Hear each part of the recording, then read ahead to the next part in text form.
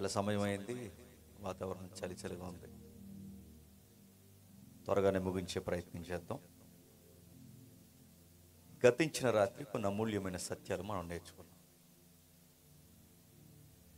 ఏ విధముగా జీవితం వ్యవహరించాలో,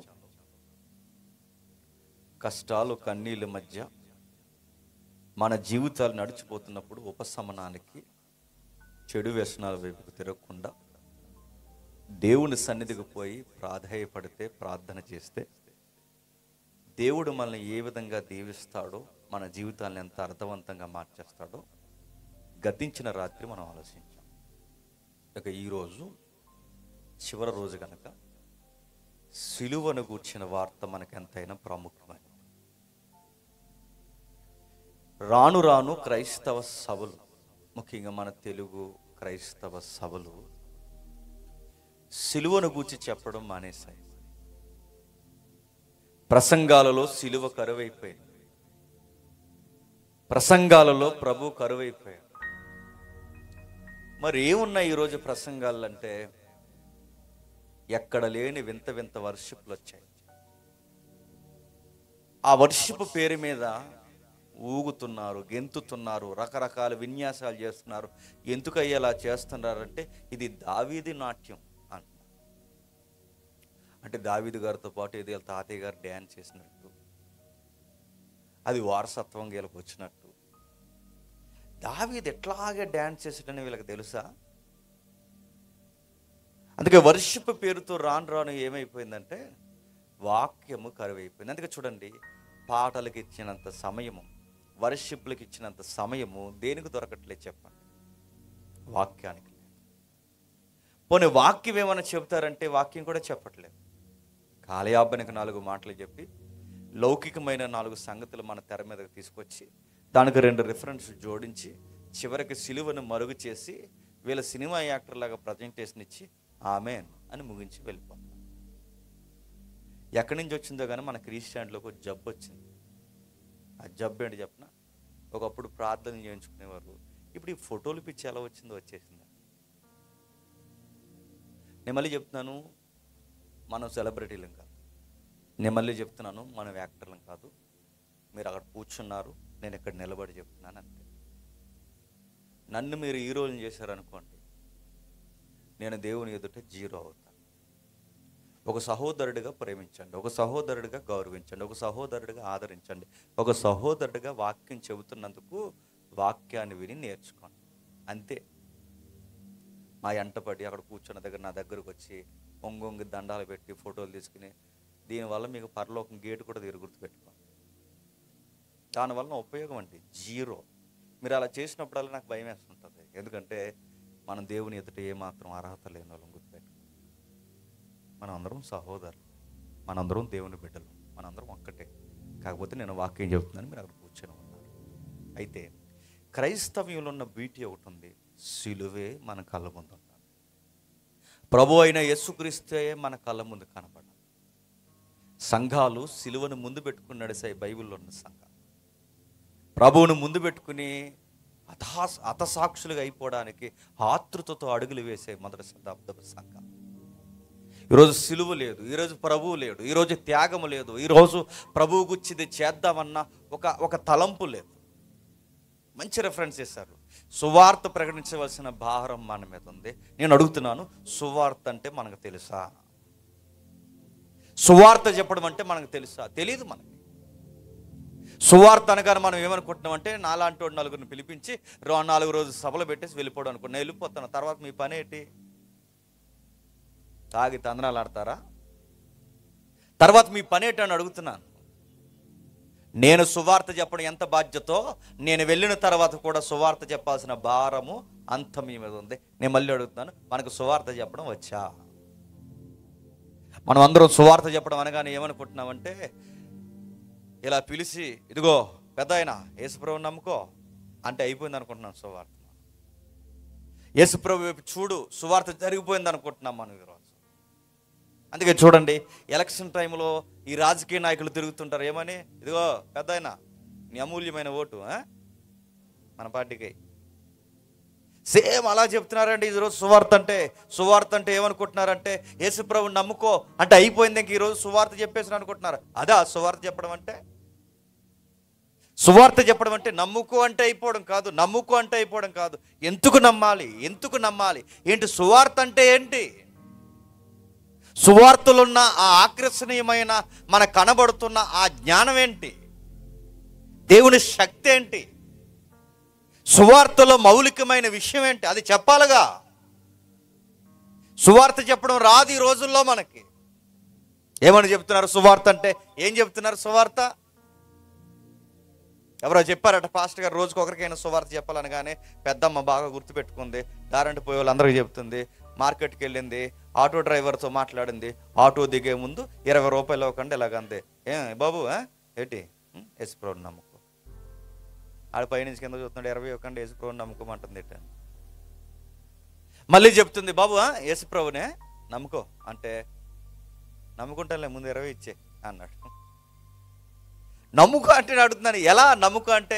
మళ్ళీ అడిగింది, అందరూ చెప్తుంది, ఆ వెళ్ళిపోయే వాళ్ళందరికీ చెప్తుంది, బాబు యేసుప్రభుని నమ్ముకో అంటే, ఆడన్నాడు ఒకడు నీలాంటి నాలాంటి వంకరోడు ఏమన్నాడంటే, నమ్ముకుంటాను, మీ దేవుణ్ణి నమ్ముతాను, మా దేవుణ్ణి నమ్ముతాను, అందరి దేవుణ్ణి నమ్ముతాను అంటే, అప్పుడు అన్నారు అలా కాదు యేసుప్రభుని నమ్ముకో అందంట.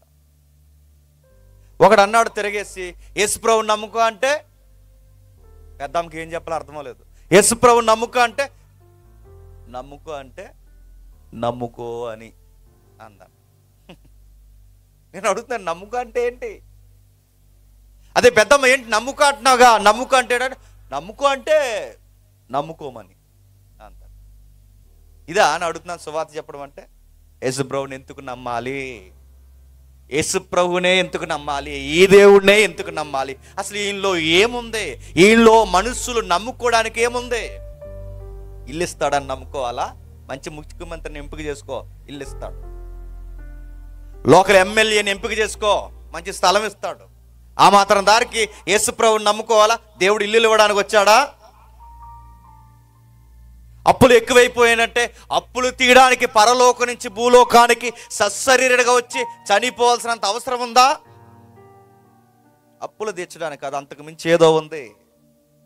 ఇల్లు ఇస్తాడనో, వాకిలు ఇస్తాడనో, పిల్లల్ని ఇస్తాడనో, అప్పులు తీరుస్తాడనో ఇవి కాదండి. దీని కొరకు కాదు యేసుప్రభుని నమ్మాల్సింది. ఇంతకు మించి ఏదో ఉంది. ఏముంది? ఈ ప్రపంచాన్ని పట్టి పీడిస్తున్న ఒక నేడుంది. అది నిన్ను నన్ను మనందరినీ మింగేస్తుంది.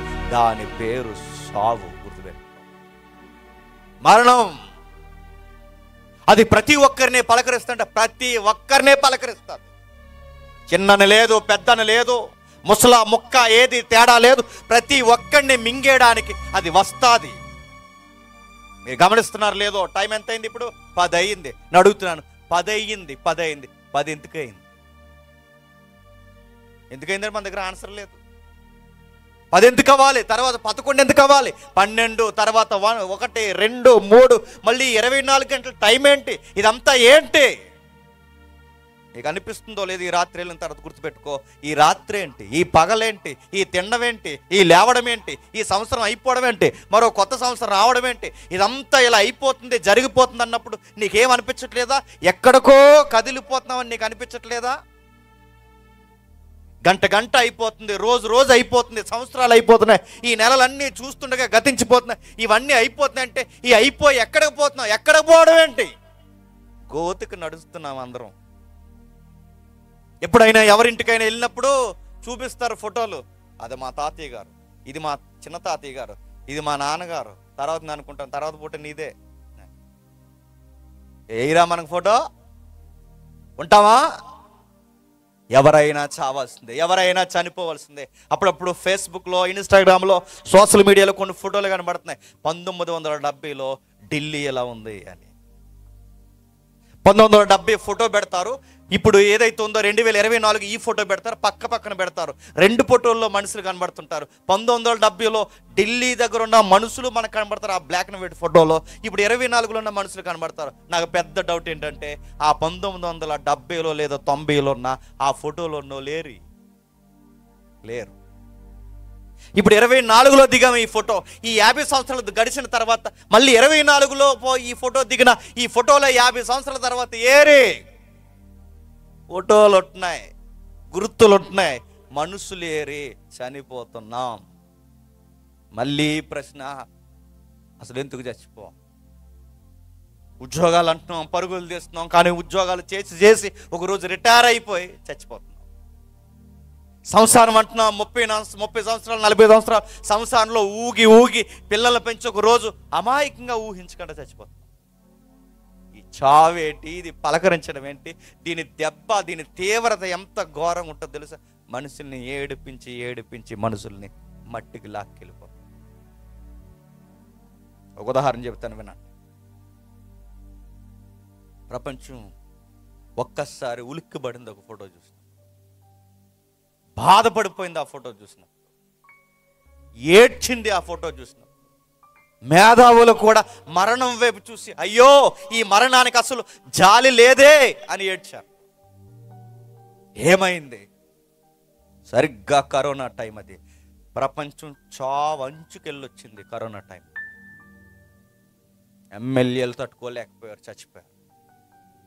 పదవులు ఉన్న ఎంపీలు చనిపోయారు, మంత్రులు చనిపోయారు, కోటీశ్వరులు చనిపోయారు, గాయకులు చనిపోయారు, పెద్ద పెద్ద యాక్టర్లు చనిపోయారు. కరోనా ఊడిచేసింది ఒక్కొక్కరు. కరోనా ముందు వరకు మనకు రకరకాల స్లోగన్ చెప్పారు. వ్యాక్సిన్ వేసుకోండి చచ్చిపోతారు, వ్యాక్సిన్ వేసుకోండి చచ్చిపోతారు, వ్యాక్సిన్ వేసుకోండి చచ్చిపోతారు. అంతే, వ్యాక్సిన్ వేసుకుంటే బతుకుతారు అనగానే ఎంతమంది వ్యాక్సిన్లు వేసేసుకున్నారండి? ఫస్ట్ డోసు, సెకండ్ డోసు, ఆ డోసు, ఈ డోసు, బూస్టర్ డోసు, డోసు మీద డోసు. కొంతమంది పెద్దోళ్ళు అయితే ఏకంగా రికమెండేషన్ చేసుకుని వెనకాల నుంచి పంచాయతీ వాళ్ళతో, మున్సిపాలిటీ వాళ్ళతో మాట్లాడుకుని మేము అలాగొస్తాం, ఆ వెనకాల మాకు డోసు వేసేయండి. దొంగసాటిన రికమెండేషన్తో డోసులు వేసేసుకున్నారు. బయటకు వచ్చారు, కాలు రిప్పారు, ఇక మేము డోసులు వేసుకున్నాం, మాస్క్ తీసేసాం, మాకు కరోనా ఇంకా మమ్మల్ని ఏమీ చేయలేదంటే సావు కౌరు సల్లగా చెప్పారు. ఏమని తెలుసా? డోసులు వేసుకున్నందుకు చచ్చిపోతున్నారంట. అంతకుముందు ఏమన్నారు? వేయించుకోకపోతే చచ్చిపోతారంట. ఇప్పుడు ఎక్కువ మంది ఎందుకు చచ్చిపోతారంటే వేయించుకున్నందుకంటే ఈడ అంటున్నాను నేను 3 వేయించేసుకున్నాను. నిన్ను ఎవడేయించుకోమన్నాడు రా? బయట ఉన్నది స్లోగన్, బయట మాట్లాడుకుంటున్నారుగా, అంతికే చనిపోయారు, అంతికే చనిపోతున్నారని. హార్ట్ స్ట్రోకులు వస్తున్నాయట, విచిత్రమైన రోగాలు. అది చిన్న వయసులోనే ఆ మనుషులకి షుగర్లు ఇవన్నీ తిరగబడుతుందంటే వ్యాక్సిన్ ప్రభావం అన్నారు. నోబెల్ ప్రైజ్ అధినేత ఒక సైంటిస్ట్ ఏమన్నాడు తెలుసా? చరిత్రలో చరి చేసుకోలేని తప్పు ఈ మానవ ప్రపంచం ఈ తరం చేస్తుంది.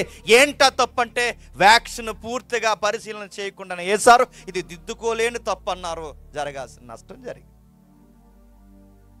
వ్యాక్సిన్ రూపంలో వచ్చినా, వైరస్ రూపంలో వచ్చినా, ఎన్ని రూపాల్లో వచ్చినా అది మరణమే. దాని పేరు మరణమే. ఒకటి దగ్గర యాక్సిడెంట్ అంటుంది, మరొకటి దగ్గర రోగం అంటుంది, మరొకటి దగ్గర వైరస్ అంటుంది. ఎన్ని కారణాలు అని చెప్పుకున్నా ఇది మనిషిని మింగడానికి ఏదో ఒక రూపంలో వస్తుంది. నేను అడుగుతున్నాను, ఇది ఎందుకు రావాలి? అది కరోనా టైం. చావంచుకెళ్ళొచ్చింది ప్రపంచం, చావంచుకెళ్ళొచ్చింది. ఒక్కొక్క ఇంట్లో ఒక్కొక్క గాథ, ఒక్కొక్క ఊర్లో ఒక్కొక్క కన్నీరు, ఒక్కొక్క ఈదులో ఒక్కొక్క బాధ. కొన్ని ఫోటోలు చూసినప్పుడు ఏడుపు వచ్చింది. మనుషుల్ని మూటలు కట్టి నల్ల చంచుల్లో కట్టి ఇసిరేశారు. పెద్ద పెద్ద ఏవైతే ఉన్నావో ఈ జాకీలు తీసుకుని పెద్ద పెద్ద గొయ్యలు తీసి అందులో వేసి కప్పెట్టేశారండి. బంధువులు లేరు, స్నేహితులు రాలేదు. ఎందుకంటే ఇప్పుడు ఆ శవాన్ని ఎవరు ముట్టుకున్నా మళ్ళీ వాళ్ళకి వస్తారు. అక్కడ కరోనా వచ్చిందంటే ఆ ఈది మూసేసేవారు, ఎక్కడ కరోనా వచ్చిందంటే ఈ వీధి మూసేసేవారు, ముగ్గేసి మూసేసేవారు. ఆ ఇంటి వైపు ఏదో రాక్షసులు ఆ ఇంట్లో నివసిస్తున్నాయి అన్నట్టు చూసేవారు. ఆ టైం మీకు గుర్తుందో లేదో? మీ తాలూకి కరోనా వచ్చిందనగా ఏపు రాకాటేపు ఉండు ఆయన. ఎంత విచిత్రంగా, ఎంత దయ్యాన్ని చూసినట్టు చూసేవారు. అందులో ఎవరికైనా కరోనా వస్తే ఇంకా మళ్ళీ ఎవరినైనా దరిదాపులు రానిచ్చేవారు. ప్రపంచం భయపడిపోయింది. వేల మంది, లక్షల మంది చావంచికి వెళ్ళిపోయారు. ఆ టైంలో ఒక ఫోటో ప్రపంచాన్ని వేడిపించింది. అంబులెన్స్ వచ్చింది.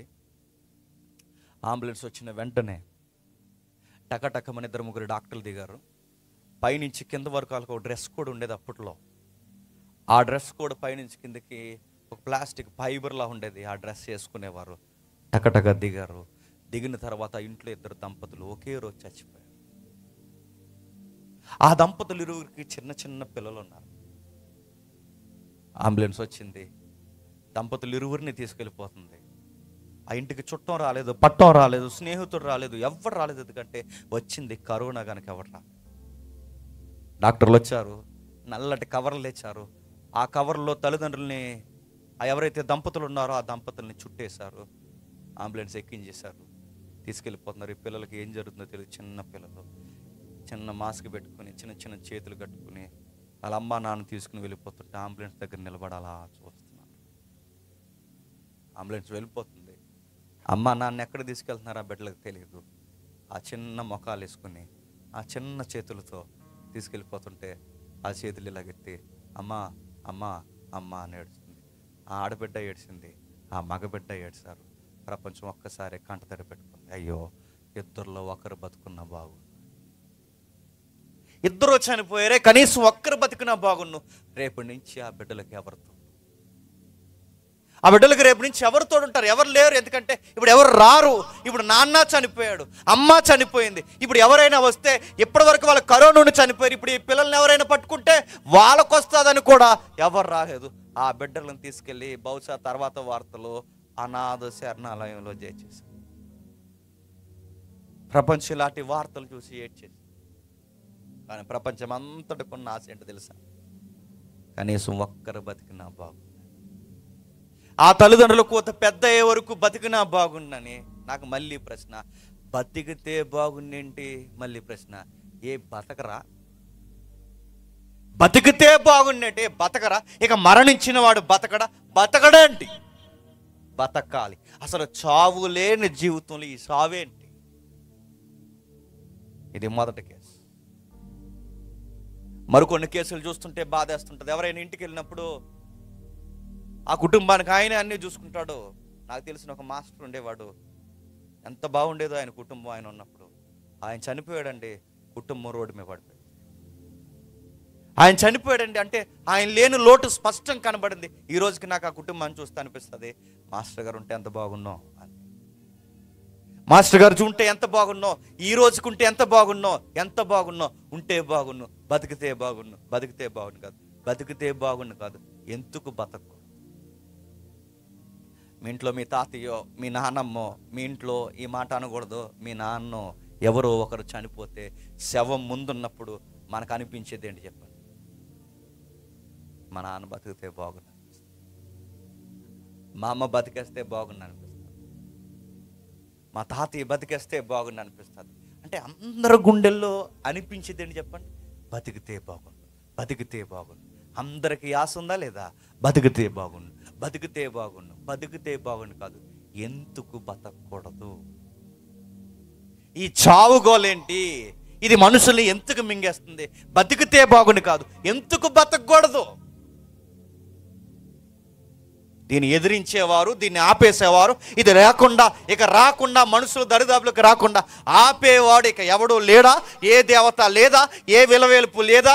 ఏ దేవుడు లేడంటే ఏ దేవుడు లేడు, ఏ విలవేల్పు లేదు, ఏ దేవత ఆపలేదు. కానీ దేవుడే దీనుడు ఒక రోజు ఈ చావును ఆపడానికి ఈ భూమి మీదకి వచ్చాడు. ఎందుకు యేసుప్రభుని నమ్మాలంటే ఇల్లు ఇస్తాడనో, వాకులు ఇస్తాడనో, ఏదేదో చేస్తాడని కాదు, నీ మీదకి వచ్చిన మరణాన్ని ఆపేస్తాడు. అందుకు నమ్మాలి యేసుప్రభుని. గుర్తుపెట్టుకో. ఎవరినైతే మింగేస్తుందో, చిన్నోడిని పెద్దోడిని అందరినీ మింగేయడానికి ఏ మరణం అయితే శత్రువై మనం కూర్చుందో ఆ మరణాన్నే తీసేయడానికి దేవుడు సశరీరుడుగా ఇలలోనికి వచ్చాడు. ఏం చేశాడు? భూమి మీద సంచరించినప్పుడు మరణాన్ని ప్రాణదోడపడేశాడు. భూమి మీద సంచరించినప్పుడు ఆయన ముందుకు ఎలాంటి మరణపు ఉదంతాలు వచ్చినప్పుడు ఆ మరణించిన మనుషుల్ని తిరిగి లేపాడు. బతికితే బాగుండు, బతికితే బాగుండు కాదు, బతికించి చూపించు. ఎక్కడ, ఎప్పుడు, ఎలాంటి పరిస్థితుల్లో? చూడండి ఒకసారి వాక్యము, చూడండి ఒకసారి. మత్తయి సువార్త 9వ అధ్యాయం, మత్తయి సువార్త 9వ అధ్యాయం, మత్తయి సువార్త 9వ అధ్యాయం 18వ వచనం నుండి. యేసుక్రీస్తు వారు ఈ మాటలు వారితో చెప్పుచుండగా ఇదిగో ఒక అధికారి వచ్చి ఆయనకు మ్రొక్కి, నా కుమార్తె ఇప్పుడే చనిపోయినది, అయినను నీవు వచ్చి నీ చెయ్యి ఆమె మీద ఉంచుము, ఆమె బ్రతుకునన్ను. సందర్భం ఏం జరుగుతుంది? సందర్భం, ప్రభు అయిన యేసుక్రీస్తు వారు భూమి మీద సంచరిస్తున్నప్పుడు అనేక మంది ఆయన దర్శిస్తున్నారు. ఆయన దర్శించే ఒక మనుషుల్లో ఒక అధికారి వచ్చాడు. అధికారికి లేక ఒక్కగానొక్క కూతురు ఉంది. ఆ కూతురు అంటే అధికారికి చాలా ఇష్టం. ఎందుకో తండ్రులకి కూతుర్లకి ఆ బాండింగ్, లవ్ ఫేవర్ ఎక్కువ ఉంటుంది. కూతుర్ని తండ్రులు ఎక్కువ ప్రేమిస్తారు. ఎప్పుడైనా మీరు గమనించారా? పాలిచ్చి ఎంత పెంచినా, పాలిచ్చి తల్లి ఎంత పెంచినా, ఆ పిల్ల ఎదిగిన తర్వాత నాన్నే ఇష్టం నాకు అంటారు. నాన్నే. ఆడపిల్లలకి తండ్రులకి కనెక్టింగ్ ఎక్కువ ఉంటుంది. ఈ తండ్రికి కూడా, ఈ అధికారికి కూడా ఆ కూతురు అంటే చాలా ఇష్టం. ఆ అధికారి ఎంత గొప్పవాడంటే ఆయన లేచి నిలబడితే 1000 మంది నిలబడతారు, ఆయన కూర్చోమంటే 1000 మంది కూర్చుంటారు. ఆయనకి చాలా మంది పరిచయం ఉంది. ఆయన మత పెద్దల్లో ఒక పెద్ద, గవర్నమెంట్కి సుపరిచితమైన అధికారి, సమాజంలో పేరెనికగలిగిన వాడు. అలాంటి ఆయన సమాజంలో ఎంత పేరున్నా, ఎన్ని పేరు ప్రఖ్యాతులు ఉన్నా, కూతురి విషయంకి వచ్చేసరికి చిన్న పిల్లోడైపోతాడు. ఆ కూతురు అంటే ఇష్టం. ఆ కూతురు అంటే చాలా గారాబం. ఆ కూతురు ఆ ఇంట్లో అలా తిరుగుతుంటే, చకచకమని ఆడుకుంటుంటే ఆ తండ్రికి ఎక్కడ లేని ముచ్చట. సరిగ్గా కూతురికి 12 సంవత్సరాలు. ఏమైందో ఏంటో తెలియదు, కాయిలా పడిపోయింది మంచం మీద. తనకు అర్థమైంది ఇది నా కూతుర్ని మింగేసే రోగం అని తన తండ్రికి అర్థమైపోయింది. ఆ డాక్టర్ దగ్గరికి వెళ్ళాడు, ఈ డాక్టర్ దగ్గరికి వెళ్ళాడు, ఈ డాక్టర్ దగ్గరికి వెళ్ళాడు, ప్రతి డాక్టర్ దగ్గరికి వెళ్ళాడు. డాక్టర్లు అందరూ చేతులు ఎత్తేసారు, అయ్యా మా వల్ల అవ్వదు, ఇది మింగేసే రోగమే అని చెప్పారు. వాళ్ళు సలహా ఇచ్చారు, వీళ్ళు సలహా ఇచ్చారు. సమాజ మందిరంలో విస్తరించి ప్రార్థన చేయండి, మీ కూతురు బతుకుతుంది. ఎంత ప్రార్థన చేయాలి అంత ప్రార్థన చేశాడు. కూతురు బతికెళ్ళాలి. ధర్మశాస్త్ర సంబంధమైన కర్మకాండలు ఏవైతున్నావో అన్నిటినీ జరిగించాడు. కూతురు బతికెళ్ళాలి. మతాన్ని ఎతికాడు, మత నాయకులను అడిగాడు, డాక్టర్లను అడిగాడు, పెద్దలను అడిగాడు. పేరు ప్రఖ్యాత, డబ్బు చాలా ఉన్నాయి. ఇవన్నీ ఉన్న తర్వాత తనకు అర్థమైంది, ఈ డబ్బు, ఈ పేరు, ఈ మనసులు, ఈ మత ఉన్మాదము, ఇదేది నా కూతుర్ని బతికించలేదు. మరేం చేయాలి? ఎవరో చెప్పారు, ఎవరో వినిపించారు. మీ ఇంటికి వచ్చిన మరణం, మీ ఇంటికి వచ్చిన రోగం, మీ కూతుర్ని పట్టి పీడిస్తున్న భయంకరమైన పీడ పోవాలి అంటే నజరేయుడైన యేసు దగ్గరికి వెళ్ళి నీ కూతురు సజీవంగా ఉంది. అంతే. ఉటౌటిన పరిగెట్టాడు, పరుగులు తీస్తూ వచ్చాడు. ఆ కూతురు కొరకు మాట్లాడుతూ ఇదిగో అక్కడ ఉన్నాడట అనగానే ఆ ప్రభు అయిన యేసుక్రీస్తు దగ్గరికి వచ్చాడు. అయ్యా అని అడిగే లోపు వెనకాల దాసుడు పరిగెట్టుకుని వచ్చాడు. యజమాని, మీకు విషయం చెప్పాలి, ఇప్పుడే మీ కూతురు చచ్చిపోయింది. ఒక్కసారే తనకి ఇంకా బాధ ఎక్కువైపోయింది, కన్నీళ్ళు ఎక్కువైపోయాయి. ఇప్పుడే నా కూతుర్ని ఏదోలా బతికిద్దాం అనుకునే సమయానికి ఇప్పుడే అందిన వార్త, మీ కూతురు చనిపోయింది. వెళ్ళిపోయాడు. యేసుప్రభు ముందు సాష్టాంగ పడిపోయాడు. అయ్యా నీకు చేతులు ఎత్తి దండం పెడుతున్నాను, నేను అన్నిటికీ తిరిగాను, నాకెవరో చెప్పారు నువ్వు జీవానికి అధిపతివని, నా కూతురు చనిపోయింది, మీ దగ్గరకు వచ్చాను, దయచేసి నా కూతుర్ని బతికించి. యేసుప్రభు తన విశ్వాసాన్ని చూసి ముచ్చటపడ్డాడు. తన కూతురు బతికితే బాగున్న ఆశ తనకు తండ్రికి ఉంది. నా కూతురు బతికితే బాగున్న ఆశ ఉంది. మన ఇంట్లో ఎవరైనా చనిపోతే బతికితే బాగుండని మనకు ఎలా అయితే ఆశ ఉంటుందో, ఇప్పుడు తన ఇంట్లో తన గారాల కూతురు చనిపోతే తనకు కూడా అనిపిస్తుంది, నా కూతురు బతికితే బాగుంది. పిలుచుకున్నాడు. ప్రభు అయిన యేసుక్రీస్తు వారు యేసు లేచి అతని వెంట వెళ్ళెను. ఆయన శిష్యులు కూడా వెళ్ళిరి.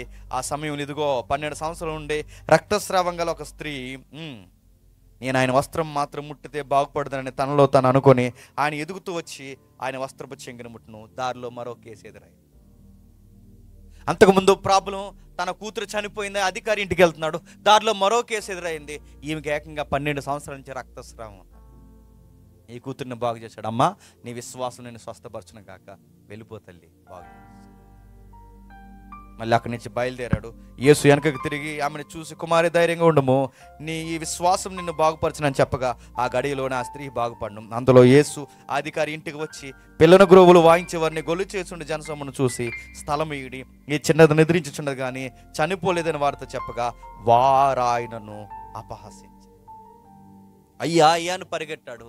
నా కూతుర్ని బతికించవయ్యా అని బతిమాలుకున్నాడు. నా కూతురు బతికితే బాగుండని కోరుకున్నాడు. ఇప్పుడు అధికారి ఇంటికి వచ్చాడు. ఆ అధికారి ఇంటికి వచ్చి అక్కడ నిలబడి ఆ లోపలికి వెళ్ళే సమయానికి ఆయన ఇల్లంతా ఏమైందట? నిండిపోయిందట. ఆ ఇల్లంతా నిండిపోయింది. ప్రభు డైరెక్ట్గా అడిగాడు. ఎదురింటోడు వచ్చాడు, పక్కింటోడు వచ్చాడు, వాడొచ్చాడు, వీడొచ్చాడు, నీకు తెలిసిన ముక్కు మొక్కం తెలియని వాళ్ళు అందరూ నీ ఇంటికి వచ్చారు.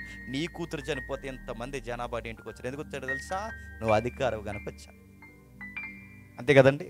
మన ఇంట్లో ఆపదంటే ఎవరన్నా వస్తారో లేదో నాకు తెలియదు, కానీ ఆఫీసర్ల ఇంట్లో, అధికారుల ఇంట్లో, ఎమ్మెల్యే ఇంట్లో ఎవరికైనా ఏదైనా జరిగితే మనకి ఎంత కంగారు వచ్చేస్తుందో. మనకి పిల్లలు పేరంటానికి వెళ్ళారు అన్నట్టు వాళ్ళ ఇంట్లో పెళ్లి జరిగితే మన ఇంట్లో పెళ్లి జరిగిన ఫీలింగ్ మనకి. మన గేట్ కూడా తీరు, అయినా మనకు కంగారు. మన ఎమ్మెల్యే గారు పుట్టినరోజు జరిగితే ఇటు సెంటర్లో కేకు వేస్తాడు. సిగ్గులేదు ఇటుకి అసలు. నీ అదృపకి ఇక్కడ కోతడం అనుకుంటున్నావా? అతని ఇంట్లో ఏదో జరిగితే అతనికి మనవడు పుడితే ఈడంట ఈదులో అంట ఫ్లెక్స్ కట్టి పేరెట్టాడట ఎమ్మెల్యే గారికి మనవడు పుట్టాడని. నీకు పుట్టలేదు కదా మనవడు. అధికారుల ఇంట్లో ఏం జరిగినా, అధికారుల ఇంట్లో, సామంతుల ఇంట్లో ఏం జరిగినా సామాన్యుల ఇంట్లో అడావుడు ఎక్కువ ఉంటుంది. ఈ అధికారి ఇంట్లో ఏదో జరిగింది, తన కూతురు చనిపోతే వీళ్ళకేదో ప్రమాదం జరిగినట్టు జనాభా తెగొచ్చేసారట. ఇల్లంతా నిండిపోయిందట. ఆ అందరు నిండిపోతే ప్రభు అన్నాడు, నాకు స్థలం ఏది? అధికారి. వాళ్ళు వచ్చారు, వీళ్ళు వచ్చారు, ఎదురింటోళ్ళు వచ్చారు, పొరుగింటోళ్ళు వచ్చారు, అందరూ వచ్చారు, నాకేది స్థలం? నేను లోపలికి రావాలంటే ఈ బ్యాచ్ బయటకు పోవాలి. ఈ బ్యాచ్ ఉంటే నేను రాను, నేనుంటే వీళ్ళు ఉండడానికి వీలు. నీ కూతురు బతకాలి అంటే నేను చెప్పింది చెయ్యి. మనందరికీ తెలియాల్సిన ఒక ముఖ్యమైన విషయం గుర్తుపెట్టుకోండి. ప్రభు అయిన యేసుక్రీస్తు వారు నీ ఇంటికి, నా ఇంటికి రావాలంటే ఊరకే రావు, ఊరకే రాడు, షరతులు వర్తిస్తాయి. మనం అనుకుంటాం యేసు ప్రభు ఫోటో మా ఇంట్లో పెట్టుకున్నాం, ఫోటో చూసుకుని మురిసిపోయి వచ్చేస్తాడు అనుకుంటే నీకులా ఫోటోలు పిచ్చి అనుకుంటున్నాం. ఆయనకి ఆయన ఫోటో పెడితే వచ్చేస్తాడు అనుకుంటున్నాం. రాడు. చాలా మంది కొత్త ఇల్లు కట్టి కొత్త ఇంటి ముందు గేటు ముందు పెడతారు. ఈ గృహానికి అధికారి క్రీస్తు అనగానే నెక్స్ట్ సంఘంలో కొన్ని మీటింగ్లు ఉన్నాయి, ఇల్లు అమ్మేద్దామని అడగండి. ఇప్పుడే అలా పెడతారంతే బోర్డు. ఈ గృహానికి అధికారి క్రీస్తు అంటే ఇప్పుడు ఆ క్రీస్తు అధికారి అనగానే ముచ్చట పడిపోయి మీ ఇంటికి వచ్చేస్తాడు అనుకుంటున్నావా? ఆయన ఫోటో పెడితే వచ్చేస్తాడు అనుకుంటున్నావా? ఆయన వాక్యాలు కొంతమంది రాయించుకుంటారు, వాక్యాలు రాయించుకుంటూ వచ్చేస్తాడు అనుకుంటున్నావా? రాడు. ఆయన మన ఇంటికి రావాలంటే షరతులు వర్తిస్తాయి. ఏమి షరతులు వర్తిస్తాయి? అధికారి ఇంటికి వెళ్ళాడు, చెబుతున్నాడు. ఏమని చెప్తున్నాడు? అధికారి నీకు విషయం చెప్పాలి, ఆఫీసర్ నీకు విషయం చెప్పాలి. నీ కూతురు బతకాలి అంటే నేను ఇంటి లోపలికి రావాలి. నేను ఇంటికి లోపలికి రావాలంటే నాకు నచ్చనివి మీ ఇంట్లో ఉన్నాయి, అవి బయటికి పోవాలి. ఏమున్నాయి ప్రభు అంటే?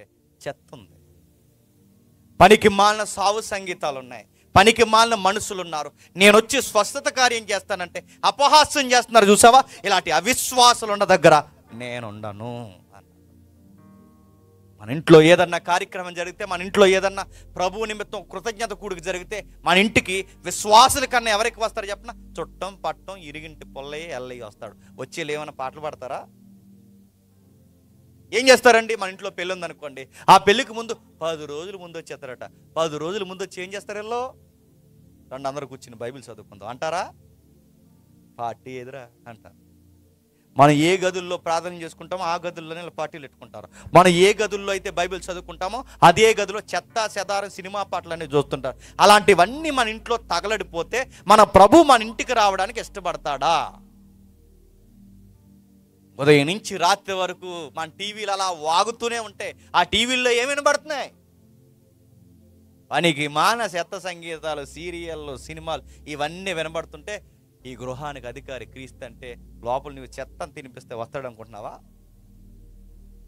మన ఇంట్లో చెత్త మాటలు మాట్లాడుకుంటాం, చెత్త విషయాలు చూస్తుంటాం, చెత్త సంగీతాలు వింటాం. ఇలాంటివన్నీ ఏ ఇంట్లో ఉంటాయో ఆ ఇంటికి మళ్ళీ చెప్తున్నాను, రోగాలు మరణాలే దాపరిస్తాయి. ప్రభు ఇంట్లో ఉంటే లేమిలో ఉన్న తృప్తిగా బతుకుతాం.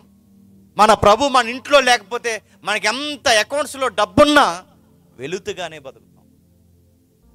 ప్రభు అన్నాడు, నేను రావాలి అంటే వాళ్ళు పోవాలి, వాళ్ళు బయటికి పోవాలి. ఎందుకంటే వాళ్ళు అపహాస్యం చేస్తున్నారు, దేవుని కార్యాలను అపహాస్యం చేస్తున్నారు. వాళ్ళు బయటికి పోవాలి. ఆఫీసర్ ఎప్పుడు గుర్తుపెట్టుకోండి, నీ ఇంట్లో ఏ కార్యక్రమం జరిగినా దేవుని కార్యాలని అటకారం చేసే వాళ్ళు వద్దు. నీకు ఎవరు ఉండాలి తెలుసా?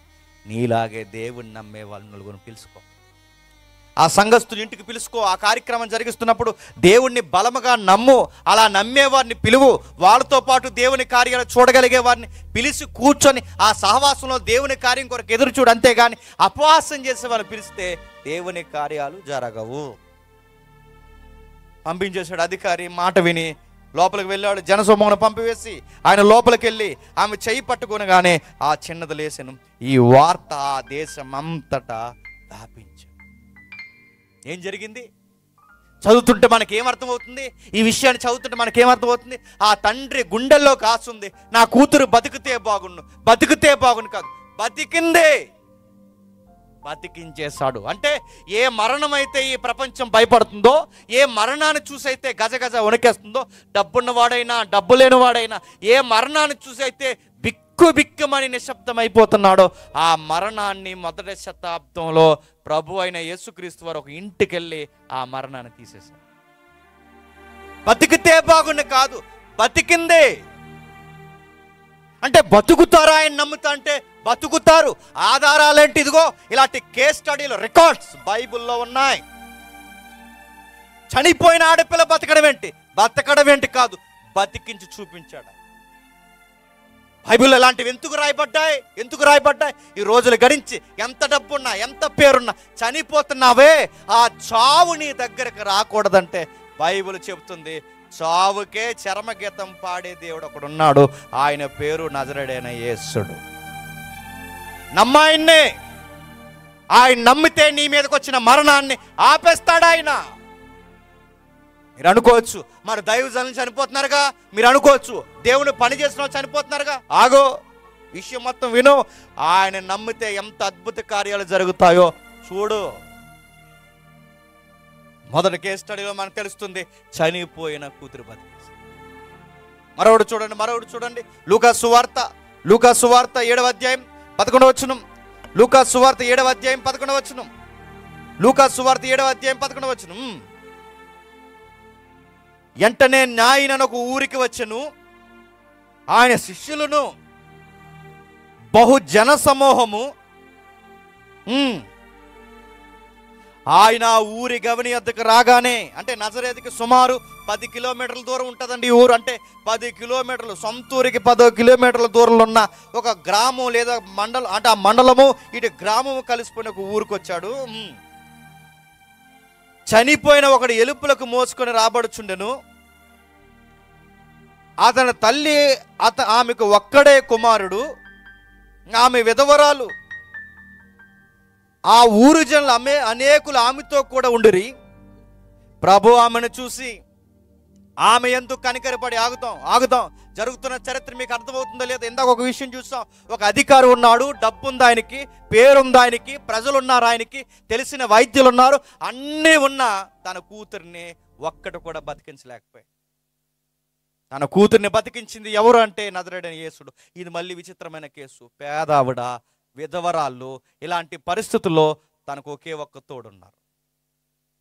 తన భర్త చనిపోయిన వెంటనే ఆమె కూడా చనిపోవచ్చు, తన భర్త వెళ్ళిపోయిన వెంటనే ఆమె కూడా చనిపోవచ్చు. కానీ ఇంకా బతుకుందంటే కారణం ఏంటి? తన భర్త యొక్క ఆశల్ని, తన భర్త యొక్క రూపాన్ని ఎవరిలో చూసుకుంటుంది చెప్పండి? తన కొడుకులో చూసుకుంటుంది. తన కలలన్నీ తన కొడుకులో చూసుకుని బతుకుతుంది. తన ఆశ, తన జీవం, తన భవిష్యత్తు అంతా తన కొడుకులో చూసుకుని బతుకుతుంది. అలాంటి ప్రాంతంలో ఆ తల్లికి ఘోరమైన వార్త, కొడుకు చచ్చిపోయాడు. పాడిని తీసుకుని పోతున్నారు. ఊరి జనాలందరూ ఆమెకు సపోర్ట్గా వచ్చారు. ప్రజలందరూ ఆమెతో మాట్లాడుతున్నారు. ఏం కదలే అమ్మా, బాధపడకమ్మా, మేము ఉన్నాములే అమ్మా అని చెప్తున్నారు. నేను తిరగేసి అడుగుతున్నాను, ఎన్ని రోజులు ఉంటారు? 1 రోజు ఉంటారు, 2 రోజులు ఉంటారు, 3 రోజులు ఉంటారు, తర్వాత వీళ్ళు ఉంటారా? మన ఇంటికి చనిపోతే ఎవరో ఒకరు వస్తారు, ఎన్ని రోజులు ఉంటారు? 1 రోజు ఉంటారు, 2 రోజులు ఉంటారు, 3 రోజులు ఉంటారు, తర్వాత ఎవరికి వాళ్ళే చెప్పా చేయకుండా వెళ్ళిపోతారు. మన ప్రియులు వెళ్ళిపోయిన తర్వాత మన ఇల్లు బోసిపోతే ఆ తర్వాత ఎవరుంటారు? వచ్చిన వాళ్ళు ఏమన్నా తినంగా కూర్చుని మనతో ఏడుస్తారా? ఇంట్లో శవాన్ని పట్టుకుని మనం ఏడుస్తుంటే వీళ్ళు టెంట్లో కూర్చుని టీ కాఫీలు సమోసాలు తినేసి మన ఇంటి మీద కామెంటరీ చేస్తుంటారు. ఈ వంకర మనుషులకి మనకు ఓదార్చడం కూడా రాదు, గుర్తుపెట్టుకోండి. మనల్ని ఓదార్చడం కూడా ఈ వంకర మనుషులకు రాదు. ఎవ్వరు మనల్ని ఓదార్చలేరు, ఎవరికి ఆ బాధను తీయలేరు. ఊరు వాడ జనమంతా వచ్చి ఆమెతో ఉన్నారట. అనేక జనసొమ్ములు ఆమెతో కూడి ఉండిరి. ఎన్ని రోజులు ఉంటారని అడుగుతున్నాను. గట్టుకుంటూ ఒక 3 రోజులు ఉంటారు. తర్వాత ఎవరికి వాళ్ళు వెళ్ళిపోతారు. ఈ సమాజంలో దిక్కుమాలిన మూఢనమ్మకాలు ఉన్నాయి. ఆ దిక్కుమాలిన మూఢనమ్మకాలు ఏంటో తెలుసా? ఎవరైనా చనిపోతే ఆ ఇంటికి వచ్చినప్పుడు ఆ శవం దగ్గరికి వెళ్ళి వచ్చిన తర్వాత ఇంక మళ్ళీ ఆ ఇంట్లో ఉన్న వాళ్ళు చెప్పకుండా వెళ్ళిపోతారు. ఎందుకంటే చెప్పరు కదా ఒక మాట, అంటే చెప్పకూడదు, చెప్పులు వేసుకుని వచ్చే వెళ్ళిపోదాం అంటారు. చెప్పకూడదట, వాళ్ళకి చెప్పకూడదట. ఇలాంటి నమ్మకాలండి. ఆ బాధపడుతున్నారు, ఏడ్రా మామి, ఏడ్రా తాతయ్య ఏడ్రా అని అడిగితే చెప్పకూడదంట కదా, చెప్పకుండా వెళ్ళిపోయారు. బాధల్లో బాధ. ఈ తల్లి బాధపడుతుంది, వెళ్ళిపోయింది. ఆ వెళ్ళిపోతున్న ఆ పాడి వెనకాల వెళుతుంది. వెళుతూ ఆ సీన్ని ప్రభు చూశాడు. ప్రభు ఆమెను చూసి ఆమె ఎందుకు కనికరపడి ఏడవద్దని ఆమెతో చెప్పి దగ్గరకు వచ్చి పాడిన ముట్టగా మోయిచున్నవారు నిలిచారు. తనకు తెలుసు ఈ అందరూ ఎక్కువ రోజులు ఆమెతో ఉండరని. ప్రభువుకు తెలుసు వీళ్ళెవరూ తోడు కాదని. ప్రభువుకు తెలుసు వెళ్ళిపోతున్నది పాడి కాదు, వెళ్ళిపోతున్నది తన భవిష్యత్. వెళ్ళిపోతున్నది కొడుకు శవం కాదు, వెళ్ళిపోతున్నది తన సంతోషం. వెళ్ళిపోతున్నది సాదాసీదా విషయం కాదు, వెళ్ళిపోతుంది తను తెలుసు. ఇక ఆశలు పూర్తిగా శవమై వెళ్ళిపోతుంది. అందుకే ఆ తల్లి ఏడుస్తున్నప్పుడు బహుశా ఇలా ఏడవచ్చు, ఇలా ఏడ్చిందేమో ఇలా ఏడవచ్చు. ఏమని? అయ్యో వెళ్ళిపోతున్నది పాడి కాదు, వెళ్ళిపోతున్నది శవం కాదు, వెళ్ళిపోతున్నది ఇదిగో ఆ గోతికి వెళ్ళిపోతున్నా నన్ను విడిచిపెట్టి వెళ్ళిపోతున్నది కాదు, వెళ్ళిపోతుంది ఎవరు తెలుసా? నా భవిష్యత్తే వెళ్ళిపోతుంది. జాలిపడ్డాడు, కనికరపడ్డాడు. తన గుండెల్లో ఆశ. ఆమె దగ్గరికి వెళ్ళి ఎవరైనా నీలాటోడు నాలాటోడు నిలబడి, అమ్మ ఎంత ఏడుస్తున్నావు, నీకేం కావాలి? 1 కోటి రూపాయలు ఇమ్మంటావా? నీకేం కావాలి? 1 ఎకరం ఇమ్మంటావా అని అడిగితే ఆ తల్లి ఇలా అంటది, నాకు డబ్బు వద్దు, నాకు పొలాలు వద్దు, మరి నీకేం కావాలమ్మా అంటే నా కొడుకు ఒకసారి బతికితే చాలు. ఎవరు చనిపోయినా ఆ మిగిలిన వరకు ఉండే ఆశ ఏంటండి? బతికితే బాగు. అధికారి ఇంట్లో ఆ కూతురు చనిపోతే కూతురు బతికితే బాగుండు, బతికేసింది. ఇప్పుడు ఈ తల్లి ఆశ ఏంటి? నీ ఆశ ఏంటంటే ఇప్పుడు ఈ తల్లి ఆశ కూడా ఒకటే, నా కొడుకు బతికితే చాలు, కోట్ల రూపాయల కన్నా విలువైనది. నా కొడుకు తిరిగి వస్తే చాలు, ఎకరాల కన్నా విలువైనది. నా కొడుకు ఒక్కసారి వస్తే చాలు, నా కొడుకు బతికితే చాలు. తన ఆశ నెరవేర్చాడు. పాడెను ముట్టాడు. పాడెను ముట్టిన వెంటనే ఆ కుమారుడు లేచి కూర్చొని మాట్లాడతాడు. మీరు ఊహించుకోండి ఎలా ఉందో. శవం లేచిపోయి కూర్చుని మాట్లాడితే ఎలా ఉంటుందండి? ప్రపంచం పిచ్చిదైపోయింది మొదటి శతాబ్దం. చావుని తరిమేశాడు ప్రభు. ఎక్కడ నిలబడితే అక్కడ. ఆ రోజు ప్రపంచం పిచ్చిదయింది. వెళ్ళిపోతున్న ఆ పాడాలు లెగిసిపోతే ఏమైపోతారు? పాడి మూసినాడు అక్కడ కనబడ్డు. మొన్న మధ్య మీరు వార్తలు చూసారు లేదో, పోస్ట్ మార్టం చేద్దామని కత్తి నూరి ఇలా శిరస్సు మీద కొడదామంటే ఆయనకి ఆడ అలా కదిలాడంట. పరార్ కోసేవాడు. కదిలాడంతే. వార్త మీరు చూసారు లేదో? ఇక్కడే చెప్పాను మీ కౌతాలంలో, మళ్ళీ మీరు వినండి ఒకసారి. చనిపోయింది అనుకున్నారు బామ్మ, తీసుకెళ్లారు. ఇండియన్ ట్రెడిషన్లో కట్లన్నీ పేల్చేశారు, పైన పిడకలు పెట్టారు. ఆ లాస్ట్ పిడక ఉంటుంది ఆ ట్రెడిషన్లో, ఆ పిడక ఇక్కడ పెడతారు. పిడక ఇక్కడ పెట్టే సమయానికి దొగ్గింది. పరార్. ఎవరు లేడు. ఇలా లేచిపోయి కూర్చుని మనవల్ని అంటుంది, ఆగండి రా అంటుంది. ఆగమే, లేచిపోయి పెట్టి ఆగం పోతున్నారు. మనవాళ్ళు లేరు, కొడుకులు లేరు, చుట్టం బట్టం లేడు, కాటి కాపురు కూడా లేడు, పారిపోయాడు. నేను అడుగుతున్నాను, చనిపోలేదు, చనిపోయింది అనుకున్నారు. చనిపోయింది అనుకొని భావన అక్కడ వదిలేశారు. చనిపోయింది అనుకుని తీసుకెళ్ళిపోయారు. నిజానికి చనిపోలేదు. కదిలేసరికి దొగ్గేసరికి పారిపోయాడు అక్కడికి. వాడు ఏ కోడల కట్టు వచ్చింది ఏటో. చనిపోయింది అనుకున్నారు, నిజానికి చనిపోలేదు. నేను అడుగుతున్నాను, చనిపోకుండా స్పృహ కోల్పోయిన వారు ఒక్కసారి కదిలితేనే ఎంత పారిపోతే పరారైపోతే, నిజంగా చనిపోయిన వాడు లేచి ఆ పాడి మీద కూర్చుని మాట్లాడుతుంటే ఆ రోజు ప్రపంచానికి ఎలా ఉందో తెలుసా? ఆశ్చర్యమైపోయింది. చనిపోయిన వాళ్ళు బతకడం ఏంటి? ఆ నజరేయుడైన యేసు దగ్గరికి వస్తే చనిపోయిన వారు కూడా బతుకుతారు. ఆ ప్రభువు బతికించాడు. ఇలాంటి కేసులు బైబిల్లో రికార్డ్స్ నమోదు చేయబడ్డాయి. ఇలాంటి కేసులు బైబిల్ సువార్తికులు రాసి పెట్టారు. ఈ వాస్తవాలు. అక్కడేమో ఆడపిల్లని బతికించాడు, ఎక్కడేమో ఈ మగపిల్లని బతికించాడు. ఈ మనుషులు బతికించడం అంటే ఆయన నమ్ముకుంటే బతుకుతారా? బతుకుతారు. ఆయన భూమి మీద సంచరించినప్పుడు మరలా, ఆయన భూమి మీద సంచరించినప్పుడు మరలా చెప్తున్నాను, ఆయన భూమి మీద సంచరించినప్పుడు చావుని ప్రాళదోడాడు మనుషుల దగ్గరకు వచ్చినప్పుడు. మూడో కేసు చూడండి, చూడండి ఒకసారి. మూడో కేసు యోహాను సువార్త 11వ అధ్యాయం. యోహాను సువార్త 11వ అధ్యాయం.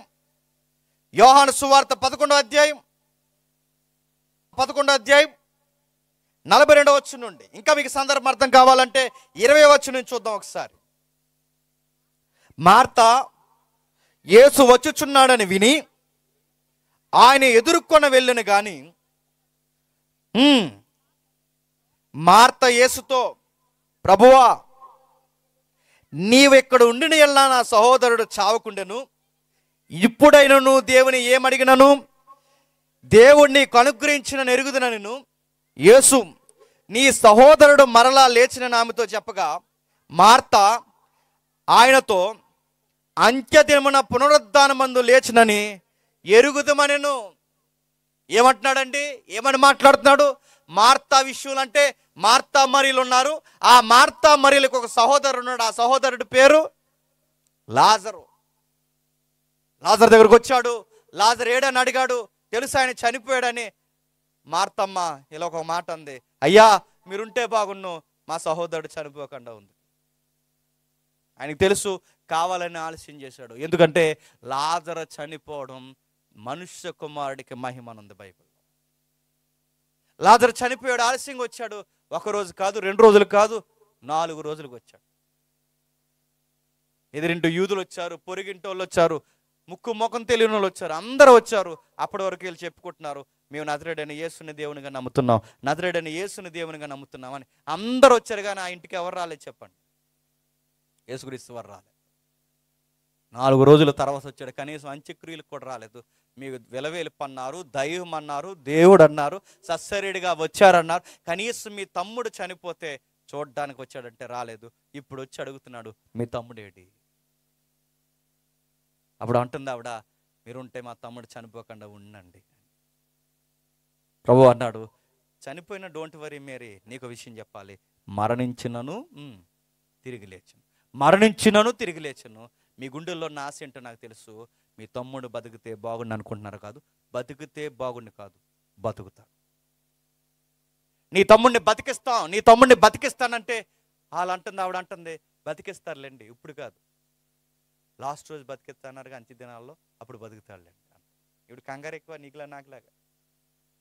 ఆవిడ చెప్తుంది, ఆయన బతికిస్తాడని చెప్తే ఆవిడ అంటుంది, ఎలా బతుకుతాడు, ఆలస్యం అయిపోయింది, ఇంకెలా బతుకుతాడంటే ప్రభు అన్నాడు, పునరుద్ధానము జీవము నేనే.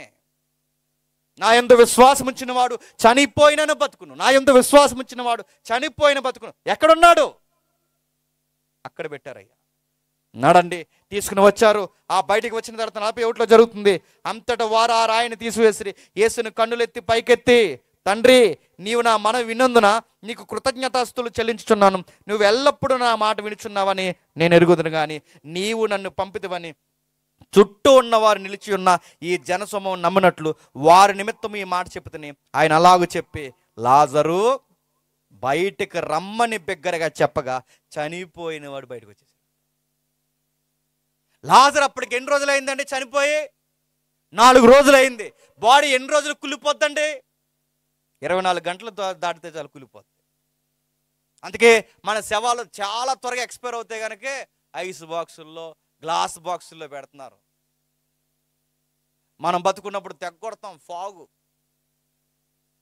ఫాగు నడుతున్నాను, శవాన్ని కొట్టి ఫాగు 24 అవర్స్ దాటిన తర్వాత ఫాగు కూడా పనికిరాదు, గుర్తుపెట్టుకో.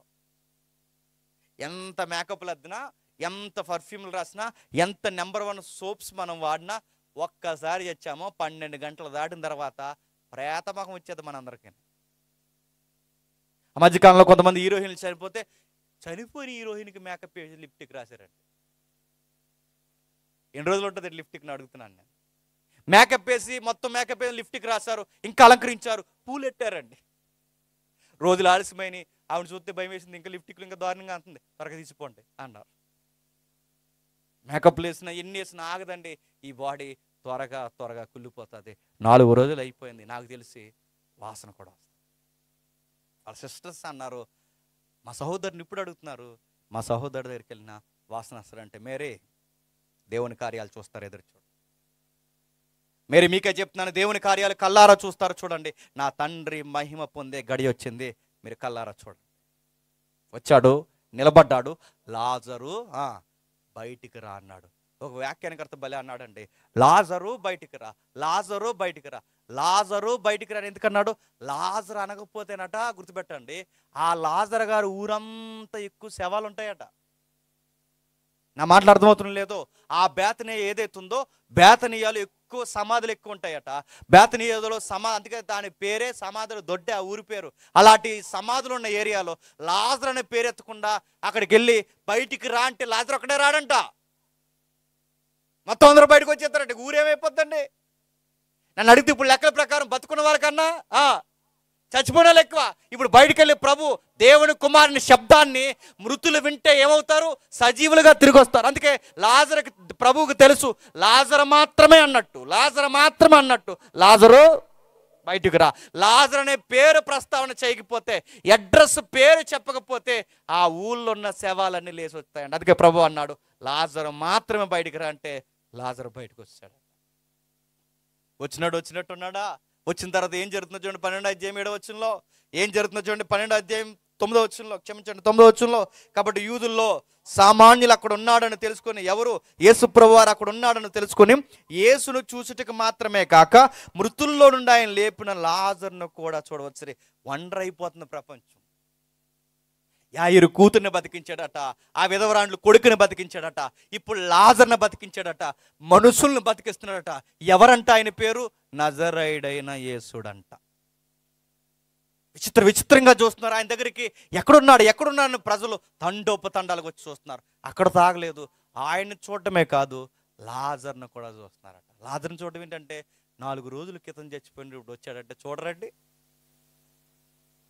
విచిత్రం ఏంటి చెప్పిన, జనాలందరూ చూడడానికి వస్తున్నారు. ఈ చూడడానికి వచ్చినప్పుడు సరిగ్గా అదే టైంలో లాజర్ గారు ఏం చేస్తున్నారంటే, యేసు ప్రభుతో పాటు కూర్చొని ఏం చేస్తున్నాడు? భోజనం చేస్తున్నాడు. మీకు ఎలా ఉందో నాకు అర్థమవుతుంది, కానీ ఒక ఉదాహరణ చెప్తాను వినండి. 4 రోజుల క్రితం చనిపోయినాడు ఎలా మీటింగ్కి భోజనాలకు వచ్చాడు అనుకోండి, మీకు ఎలా ఉంటుందండి? పారార్ ఎవడుండో ఉంటారా? యేసు ప్రభువుని చూడటమే ఇంత అయితే, ఇప్పుడు యేసు ప్రభుతో పాటు కూర్చొని భోజనం చేస్తున్నప్పుడు సాంబార్ వేస్తున్నారు అనుకోండి, ఆ సాంబార్ వేసేవాడికి ఎలా ఉంటుంది చెప్పండి? చాలు బ్రదర్ అన్నాడు అనుకోండి, అడిగి సాంబార్ చూడాలా ఆయన చూడాలి అర్థమవుతుంది. భోజనాలు వడ్డింత వాళ్ళకి ఎంత, సమాజానికి వింత, అందరికి వింత, లాజరు తిరిగి లేచాడు. మీకు చదువుతుంటే మీకు ఏమనిపిస్తుందో నాకు తెలియదు, కానీ యేసు ప్రభువారు ఇలలో ఉన్నప్పుడు, శరీరుడిగా జీవించినప్పుడు మనుషుల్ని బతికించేశాడు. ఎవరెవరినైతే ఈరోజు మింగేస్తుందో, చిన్నవారిని పెద్దవారిని వీళ్ళందరినీ ఎవరినైతే మింగుతుందో, ఈ మరణం ఏ ప్రపంచాన్ని అయితే వేడిపిస్తుందో, ఆ మరణాన్ని ఆ రోజు తీసేశాడు. తాత్కాలికంగా వాయిదేసేసాడు ఆ మరణాన్ని. వారి జీవితంలో మళ్ళా కనబడకుండా తాత్కాలికమైన వాయిదేసి పడేశాడు. లాజర్ను బతికించాడు. 4 రోజులు కుళ్ళిపోయిన శవం లేసి వచ్చింది. ఇవన్నీ చదువుతుంటే మీకేమనిపిస్తుంది? ఈ 3 కేసులు చదువుతుంటే మీకేమనిపిస్తుంది అంటే, ఈ దేవుడిని నమ్ముకుంటే బతికేస్తారన్న. ఇప్పుడు మీకు డౌట్ రావాలి, మరి క్రైస్తవులు చచ్చిపోతున్నారుగా, విశ్వాసులు చనిపోతున్నారుగా, దైవజనులు చనిపోతున్నారుగా, ఈ నమ్ముకుంటే బతుకుతారని రాయబడిందిగా. బతుకుతారు. మరి బతికేవారు బతకాల్సిందే. ఎందుకు చచ్చిపోతున్నారంటే, బైబిల్ 2 విషయాలు చెప్తుంది. మరణం దేని వలన వచ్చిందంటే, పాపం వలన వచ్చింది. పాపానికి జీతం మరణం. పాపం ఎవరు తెచ్చారండి? ఆదాములు తెచ్చారు. ఆదామవ్వలు ఎప్పుడైతే ఆజ్ఞ అతిక్రమించారో వాళ్ళ దగ్గర నుంచి మరణం సంతరించింది. ఆ మరణం అందరికీ సంప్రాప్తమైంది, ప్రతి ఒక్కరిని మిగుతుందంటే. ఇప్పుడు మరణం పోవాలంటే ముందు ఏం పోవాలి చెప్పండి? పాపం పోవాలి. పాపానికి జీతం మరణం వచ్చింది కనుక ఇప్పుడు ఈ మరణం ఆగిపోవాలి అంటే ముందు పాపం పోవాలి. అంటే ఇప్పుడు పాపం పోతే కానీ మానవాళికి మరణం రాకుండా ఆగదు. ఇప్పుడు మానవ ప్రపంచంలో అతిపెద్ద జాడ్యం ఏంటి తెలుసా? పాపం. ఈ పాపం పోతే గాని మరణం ఆగదు. ఇప్పుడు పాపాన్ని తీసేయాలి. అందుకే ప్రభు మొదటి రాకడలో వచ్చి ఆయన చేసిన అతిపెద్ద కార్యము పాపాలు తీసేయడానికి ఏమయ్యాడు చెప్పండి? సిలువ మీద వేలాడిపోయాడు. మొదటి రాకుల్లో వచ్చి పాపాలు తీసి సిలువ మీద వేలాడిపోతూ పాపాలు తీసేశాడు. అంటే మొదటి రాకుల్లో పాపం తీశాడు. రెండవ రాకుల్లో ఏం తీస్తాడు? మరణాన్ని తీసేస్తాడు. మొదటి రాకుల్లో పాపాన్ని తీస్తే రెండవ రాకులు అంటే ఆయన భూమి మీద సంచరించినప్పుడు అప్పుడు వారు మరణాలు తీసేశాడు. రెండవ రాకుల్లో వస్తాడు. మొదటి రాకుల్లో పాపం తీస్తే రెండవ రాకుల్లో వచ్చి ఆయన ఏం చేస్తాడు? మరణాన్ని తీసేస్తాడు. ప్రస్తుతానికి అందుకే మన క్రైస్తవులు ఎవరైనా చనిపోతే మన భాష వేరు, మన విశ్వాసులు ఎవరైనా చనిపోతే మనం మాట్లాడుకునే బైబిల్ భాష వేరు. బయట వారు చనిపోతే చనిపోయారంటారు, మరణించారంటారు. కానీ మనం మాట్లాడుకుంటే నిద్రించారు, నిద్ర, రెస్ట్లో ఉన్నారు. ఇప్పుడు మీకు డౌట్ రావాలి, నిద్రిస్తున్నారు అంటే ఒకరోజు తిరిగి లేస్తారు, నిద్రించారు అంటున్నాడంటే ఒకరోజు తిరిగి లేస్తారు. ఈ నిద్రించిన వారు తిరిగి లేస్తారంటే ఎవరు లేపుతారు? నువ్వు లేపుకో. ఎవరు లేపుతారు ఈ నిద్రపోయిన వారిని? నువ్వు కాదు, నేను కాదు, ఎవరు కాదు. ఎవరు లేపుతారు? ఈ నిద్రించిన వారిని లేపడానికే ఒకరోజు మేఘాల మీద ఒక ఆయన రాబోతున్నాడు. ఆయనే నువ్వు నమ్ముకున్న యేసయ్య. యేసు ప్రభువుని ఎందుకు నమ్మాలంటే ఇల్లు ఇస్తాడు, వాకిలు ఇస్తాడని కాదు, ఇక మరణం లేని ఒక బతికిస్తాడు. అందుకే యేసు ప్రభు వారిని నమ్మాలి. సువార్తలో ఉన్న బ్యూటీ అంటే నమ్ముకో కాదు, నమ్ముకో అని చెప్పడం కాదు. సువార్తలో ఉన్న గంభీరత, సువార్తలో ఉన్న బ్యూటీ ఏంటంటే బైబిల్ చెప్తుంది, ఆయన నమ్ముకుంటే మన పాపం వల్ల మనం పట్టి పీడిస్తున్న మరణం ఒకరోజు పూర్తిగా తీసివేయబడుతుంది. ఒకరోజు పూర్తిగా కొట్టివేయబడుతుంది. ఎంతగా కొట్టివేయబడుతుంది అంటే ఆ రెండవ రాకల్లో మృతులైన వారు తమ తమ వరుసల్లో తిరిగి లేస్తారు. మీకు డౌట్ రావచ్చు, నిజంగానే మనుషులు బతుకుతారంటారా? బతుకుతారనడానికి ఆధారం ఉందంటే ఆధారం ఉంది. ఈ మధ్యకాలంలో మేము బతికించేస్తామని ఈ సైన్స్ వార్తలు చెప్తుంది. ఎంతమంది విన్నారో? మళ్ళీ మనుషులను బతికిస్తాం. ఎప్పుడు బతికిస్తారంటే 2050, 2060లో బతికిస్తారట. అప్పటి వరకు మనం బతుకుంటామా? అప్పుడు బతికిస్తారట, మందు ఇచ్చి బతికించేస్తారట. అప్పుడు బతికేస్తారన్నారట. అప్పటి వరకు మనం బతుకుంటాం కదా. అందుకే నాలాంటి డౌట్ వచ్చినడికి ఒక ప్రాజెక్ట్ పెట్టారట. ఇప్పుడు మీరు పాలసీ కట్టి మా పాలసీలో జాయిన్ అయిపోండి. మీరు చనిపోయిన తర్వాత మా టీం మెంబర్స్ వస్తారు, మీ శవాన్ని బాక్స్లో పెడతారు, పట్టుకుని వెళ్ళి మా జెనీవా ఏదైతే ఉందో మా ల్యాబ్లో మీ సేవలను పెడతారు. జాయిన్ అయిపోతున్నారు, యాక్టర్లు జాయిన్ అయిపోతున్నారు, డబ్బున్న వాళ్ళు జాయిన్ అయిపోతున్నారు, ఆఫీసర్లు అందరూ జాయిన్ అయిపోతున్నారు. ఎందులోకి? పాలసీలోకి. ఎందుకు? మీరు ఎప్పుడో మందు కనిపెడుతున్నారు 2050లో, 2060లో. ఈలోపు చచ్చిపోతే మరి మా శవాన్ని జాగ్రత్తగా దాయండి. అప్పుడు మందు కనిపెట్టిన తర్వాత మా బాడీకి ఇలాగ ఎక్కిచ్చేస్తే మేము మళ్ళీ బతికేసి ఈ ఊరి మీద తిరిగేస్తామని డబ్బులు కట్టి జాయిన్ అయిపోతున్నారు. మనకు కూడా ఆశ ఉంది కదండి జాయిన్ అయిపోదామని. చాలామంది జాయిన్ అయిపోయారు. ఈ డబ్బులు కట్టేస్తే జాయిన్ అయిపోతా అన్నారు. పెట్టేస్తారు. ఎప్పుడు చచ్చిపోతారు? ఎప్పటికప్పుడు చనిపోతాం. తీసుకెళ్ళి బాక్స్లో పెడతాడు. ఆ డాక్టర్ గారు స్టేట్మెంట్ ఇచ్చారు, బతికించేస్తాను 2060లో అన్నారు. అడుగుతున్న ఆధారం ఏంటండి? బతికించేస్తారు అని చెప్పారు, నమ్మేస్తాం. లక్షల కోట్ల రూపాయలు కట్టేస్తాం. తీసుకెళ్ళి మన బాడీని బాక్స్లో పెట్టేశారు. మీరు గమనించండి, ఒకరోజు ఈ స్టేట్మెంట్ ఇచ్చిన డాక్టర్ గారు కూడా చచ్చిపోయారు. ఈ డాక్టర్ గారిని కూడా బాడీని తీసుకెళ్ళి బాక్స్లో పెట్టేస్తారు. ఆయన బాక్సు నా పక్కన ఉంటుంది, నా బాక్సు అక్కడే ఉంటుంది. ఇప్పుడు నేనే కదలు, ఆయన బాక్సు కదలదు. నన్ను లేపలేదు ఏట్రా, 2060 అయిపోయి 2070 ఇచ్చేస్తుంది, నన్ను లేపవేట్రని అడుగుతాడు, కదులుతాడా? ఆడి బాక్స్ నీ దగ్గర రాదు, నీ బాక్స్ ఆడి దగ్గరికి వెళ్తాడు. ఎవడో లేపడం. మొత్తం డబ్బులు తీసేసుకున్నారు. 2060 దాటింది, 2070 అయింది. ఇప్పుడు ఎవరు లేపుతాడు? మనకి ప్రూఫ్ అంటే ఒక్క ఆధారం లేదు. ఆధారం ఎలా ఉండాలి చెప్పనా? ఏ డాక్టర్ అయితే నేను బతికిస్తానన్నాడో ముందు ఆ డాక్టర్ బతికి బట్టగట్టి అప్పుడు నీకు చెప్పినప్పుడు నువ్వు నమ్మాలి. ఇది నిజము, ఇదిగో నేను బతికాను గనక మీరు కూడా నమ్మండి అని చెప్పాలి. ఇప్పుడు డాక్టర్ బతకలేదు, యాక్టర్ బతకలేదు, కానీ మన అందరం జాయిన్ అయిపోతాం. నేను ముగిస్తున్నాను. నిన్ను బతికిస్తానన్నవాడు ఎవరైతున్నాడు? ముందు ఆయన బతకాలి. మన ప్రభువు మనం నమ్ముకున్నాం, మన ప్రభువుని మనం విశ్వసిస్తున్నాం, మన ప్రభువుని మనం వెంబడిస్తున్నాం. మన ప్రభువు ఏమన్నాడు తెలుసా? నా యందు విశ్వాసం ఉంచిన వాడు మరణించినను తిరిగి లేచు. ఇప్పుడు మనం మరణించినను తిరిగి లేస్తామని ఎవరైతే స్టేట్మెంట్ ఇచ్చాడో ఆ ప్రభువే ఏమయ్యాడు చెప్పండి? మరణించి తిరిగి లేచాడు. ఇప్పుడు చెప్పండి, మనకు ఆధారం ఏంటి చెప్పండి? మన ప్రభువే ఆధారం. జెనీవాలో ఉన్న ఆ హ్యూమన్ జీనో ప్రాజెక్ట్ నేను బతికిస్తానంది. ఆ హ్యూమన్ జీనో ప్రాజెక్ట్ బతికిస్తుందో లేదో నాకు తెలియదు, కానీ నేను నమ్మకంగా చెప్తున్నాను, బైబిల్ బట్టి చెప్తున్నాను, హ్యూమన్ జీనో ప్రాజెక్ట్ బతికిస్తుందో లేదో నాకు తెలియదు, కానీ నువ్వు నమ్మిన జీసస్ క్రైస్ట్ ఒక రోజు వస్తాడు, నేను ఖచ్చితంగా బతికిస్తాడు. నమ్మే అంతే. బలముగా నమ్మే, ఆ నమ్మిన యేసుక్రీస్తుని బలముగా విశ్వసించు.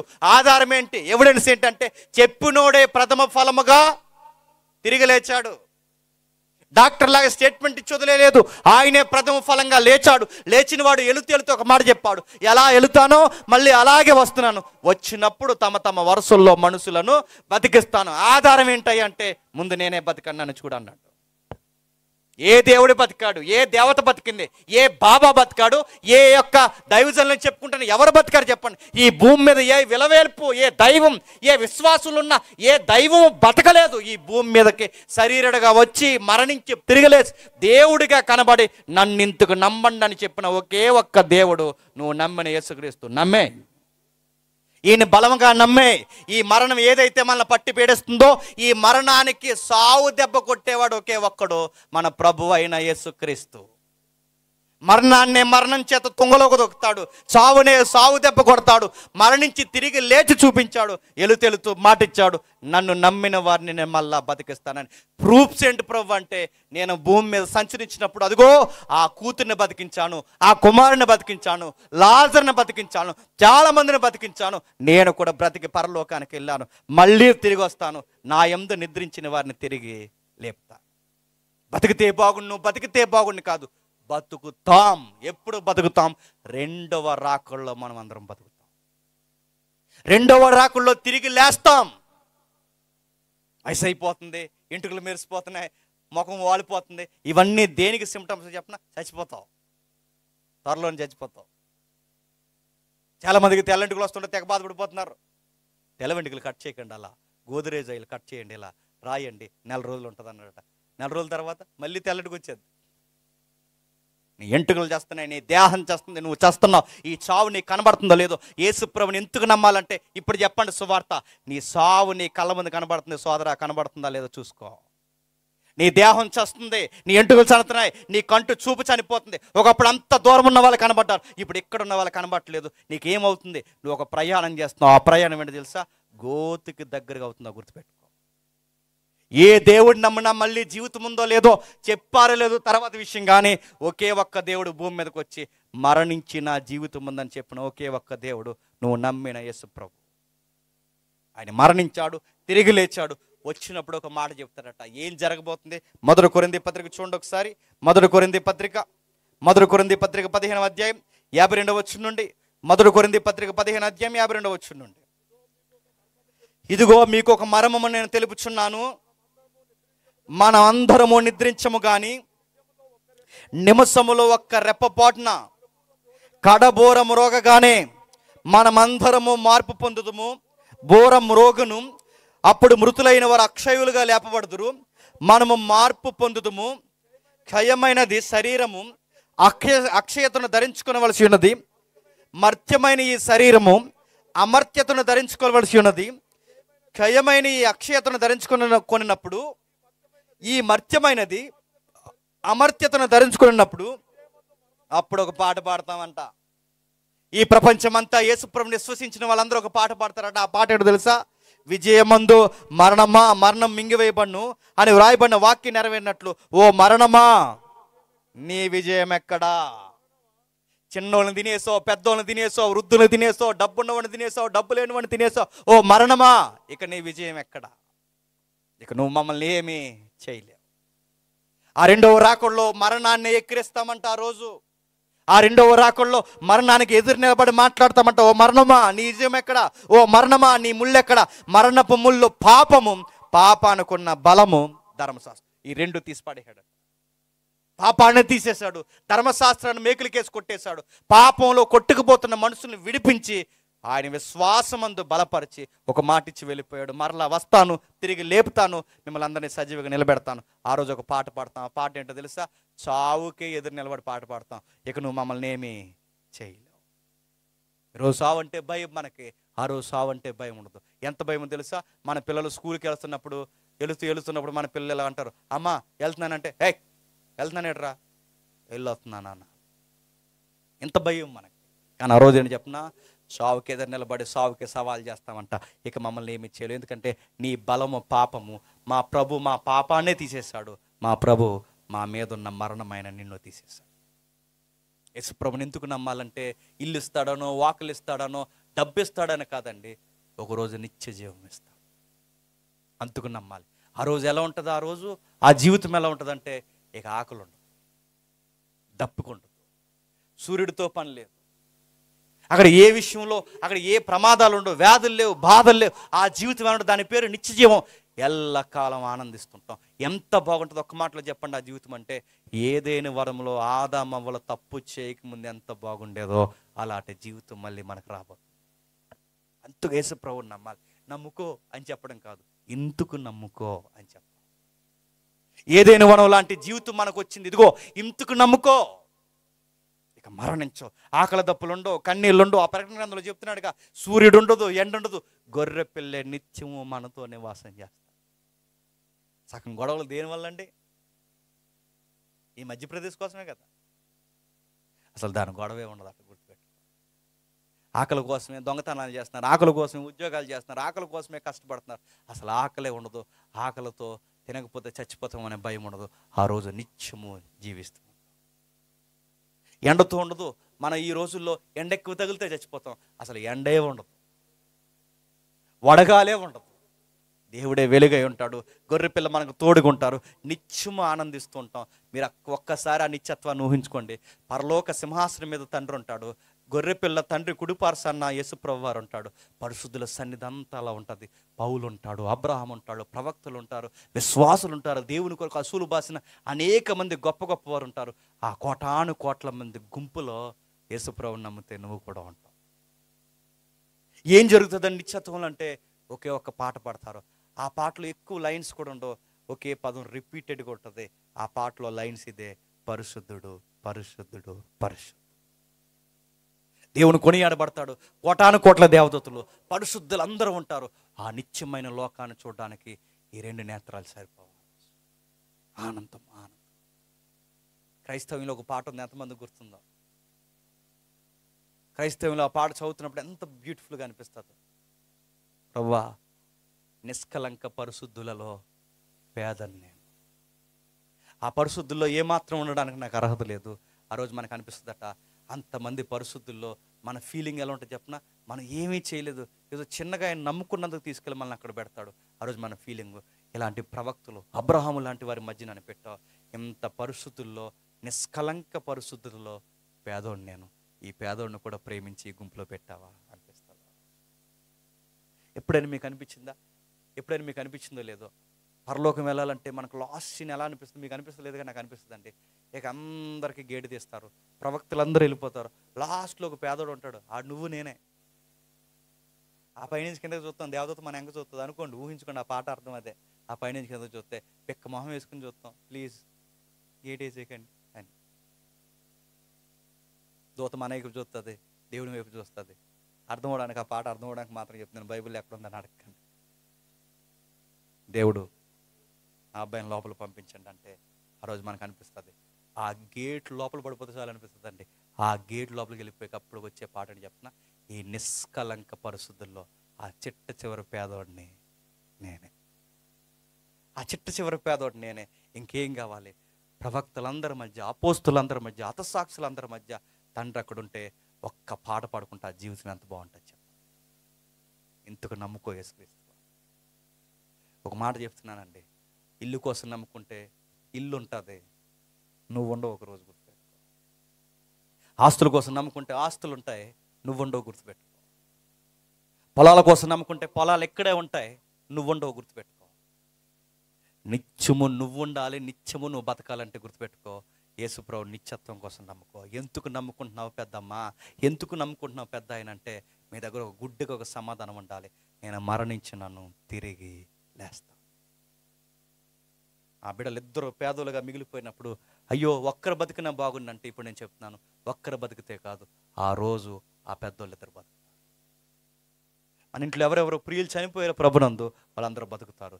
ఎందుకంటే మన ప్రభు ముందుగా బతికాడు, బతికిన వారందరికీ మాటించాడు, నేను ఎలా వచ్చానో అలాగే మిమ్మల్ని అందరినీ తీసుకెళ్తాను. క్రైస్తవ్యం అంటే ఏంటో తెలుసా?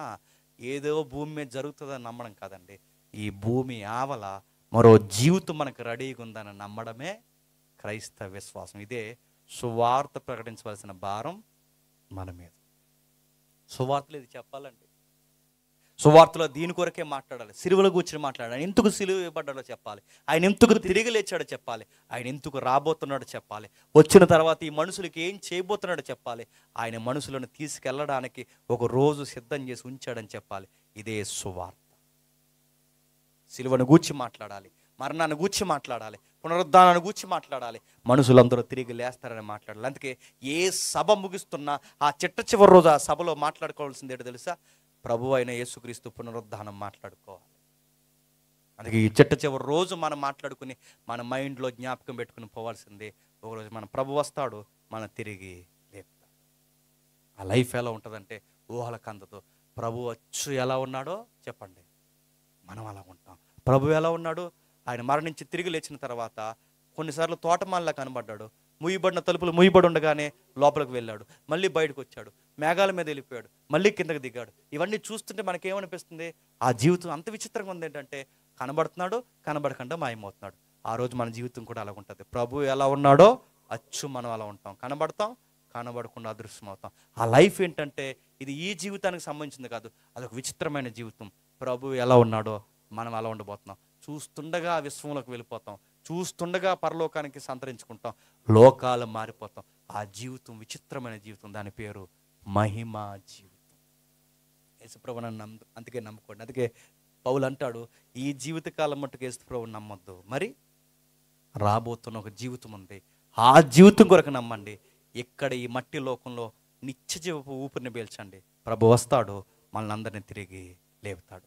మరణం దగ్గర పడిన వారు ఎవరైనా ఉంటే బాధపడకండి, మీ ప్రభు త్వరలోనే మిమ్మల్ని దర్శించబోతున్నాడు. ఎప్పుడు బతుకుతామంటే ప్రస్తుతానికి రెస్ట్లోకి వెళతారు. ప్రభు వస్తాడు, ఒకరోజు మనల్ని నిద్రించిన వారిని తిరిగి లేపుతాడు. దేవుడు మిమ్మల్ని అందరినీ దీవించునుగాక. Amen, amen, amen. ప్రార్థన చేసుకోండి.